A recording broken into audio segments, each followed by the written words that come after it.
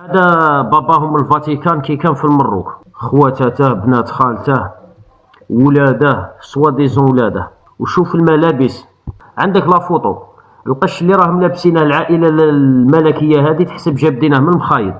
بكري كنا نعمروا المخايض هكا بالبلايز وكاع. عندك هنايا، عندك كحل يا مواطن كحل. هذه من بين الامور اللي راها توجع في العياشه. عندك صاحب الكراكو وصاحب القسنطينيه وصاحب البلوزه وصاحب الشده كي تجي عليه لا فوطو اش دي. هذه من بين الامور اللي توجع العياشه. خاونين القفاطم. واحد اللي ما عندهش تاريخ وما عندهش هويه.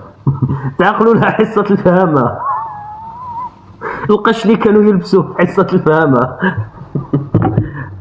هالو رجال. من يتابع المحتوى الذي يقدمه هذا الشخص يدرك منذ الوهلة الأولى أنه لا يخاطب العقل ولا ينشد الحقيقة، بل يعتمد على لغة هجينة ركيكة تفتقر لأدنى مقومات اللباقة والوضوح.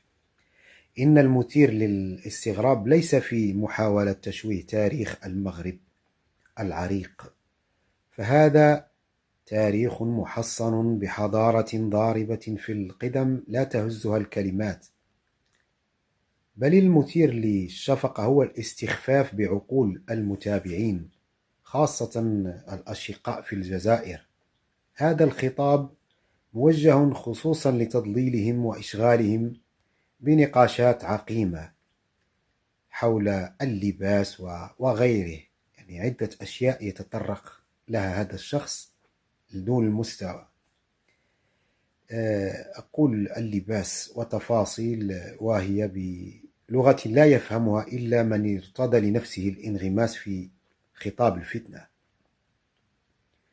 بينما يتحدث المغاربة بلغة واضحة راقية ومفهومة لدى كل العالم العربي.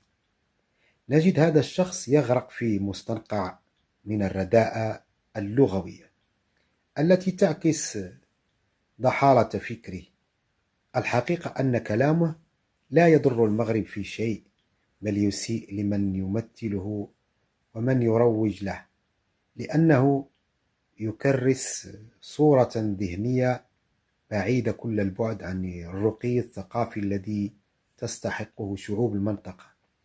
السؤال الذي يبقى مطروحا: هل يمثل هذا الإسفاف أو هذا الشيء، هل يمثل لغتكم وأخلاقكم؟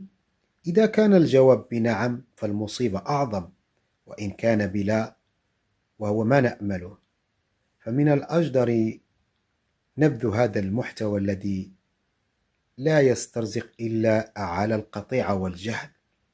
هل يعقل شخص يتكلم بهذه الطريقة؟